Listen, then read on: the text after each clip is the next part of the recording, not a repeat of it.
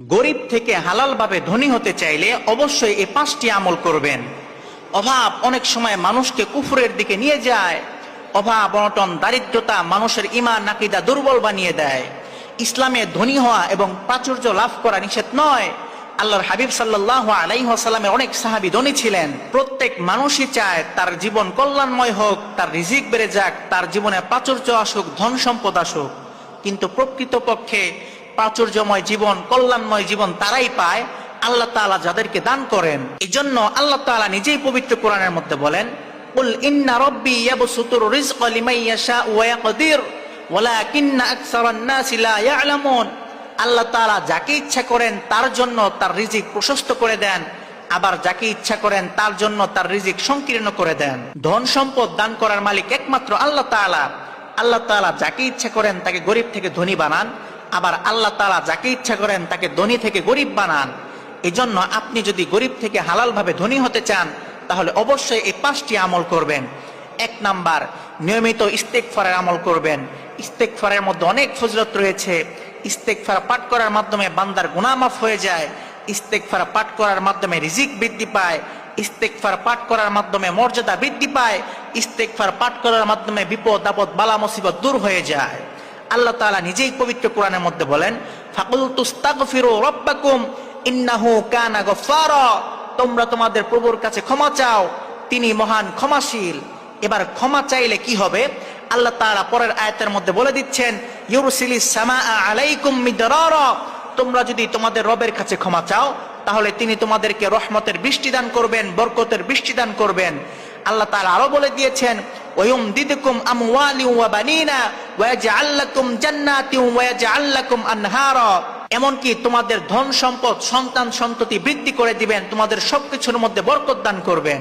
একবার হাসান বসরি রাহমাতুল্লাহি আলাইহির কাছে এক ব্যক্তি আসলো, এসে বলল, হযরত, আমার ফসলের মধ্যে খরা লেগেছে, আপনি আমাকে এমন একটা আমল দিন যে আমল করার বিনিময়ে আল্লাহ তাআলা আমার ফসলের মধ্যে বরকত দান করবেন। এবার হাসান বসরি রাহমাতুল্লাহি আলাইহি ওই ব্যক্তিকে বললেন, তুমি ইস্তেগফারের আমল করো। সেই ব্যক্তি চলে গেল।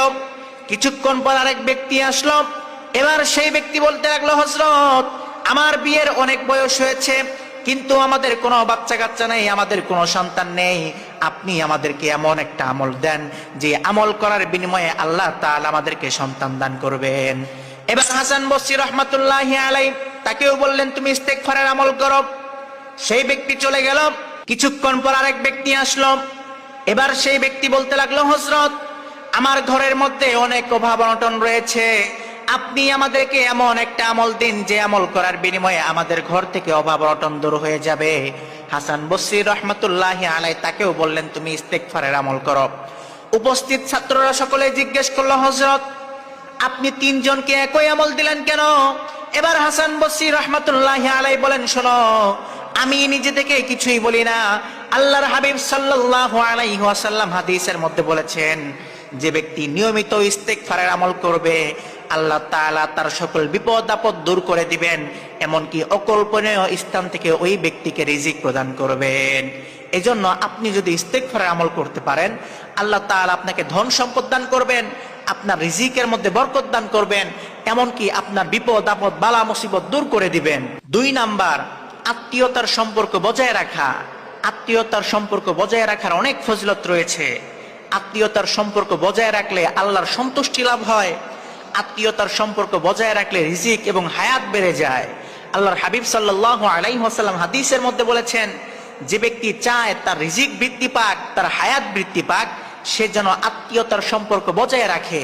এই জন্য আপনি যখন আপনার আত্মীয়তার সম্পর্ক বজায় রাখবেন আল্লাহ তাআলা আপনার রিজিক বৃদ্ধি করে দিবেন, আপনাকে ধন সম্পদ দান করবেন, এমনকি আপনার যে হায়াত রয়েছে, আপনার যে বয়স রয়েছে, আল্লাহ তাআলা আপনার হায়াতকেও বৃদ্ধি করে দিবেন। এই জন্য চেষ্টা করবেন আত্মীয়তার সম্পর্ক বজায় রাখার জন্য। আত্মীয়তার সম্পর্ক কখনো ছিন্ন করবেন না। 3 নাম্বার, বেশি বেশি করে আল্লাহ তাআলার কাছে দোয়া করা, দোয়ার আমল করা। দোয়া হলো রিজিক আনার এক শক্তিশালী অস্ত্র। আপনি যদি সঠিক সময়ে দোয়া করতে পারেন আল্লাহ তাআলা আপনার জন্য রিজিকের দরজা খুলে দিবেন। আল্লাহর হাবিব সাল্লাল্লাহু আলাইহি ওয়াসাল্লাম হাদিসের মধ্যে বলেছেন, আদ-দুআউ হুয়াল ইবাদাহ। দোয়া করাটাই ইবাদত। এরপর আল্লাহর হাবিব সাল্লাল্লাহু আলাইহি ওয়াসাল্লাম কোরআনের একটি আয়াত পাঠ করেন।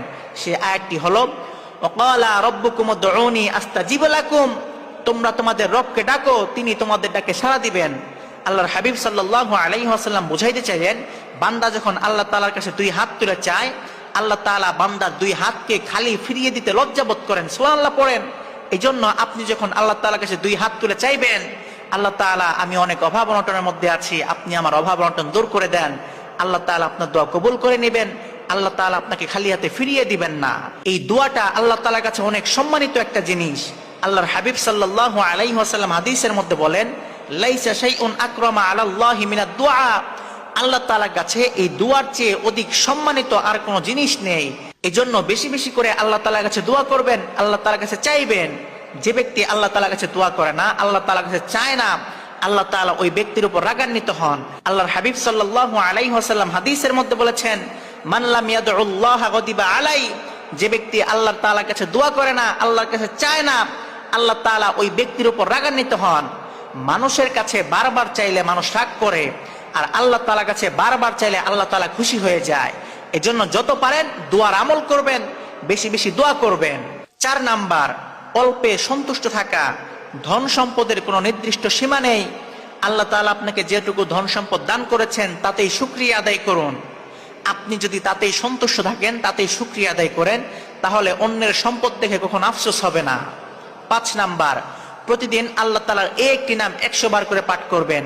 সেই নামটি হচ্ছে ইয়া রাজ্জাকু ইয়া রাজ্জাকু। আপনি যদি প্রতিদিন আল্লাহ তাআলার একটি নাম 100 বার করে পাঠ করতে পারেন, আল্লাহ তাআলা আপনাকে গরিব থেকে হালাল ভাবে ধনী বানিয়ে দিবেন।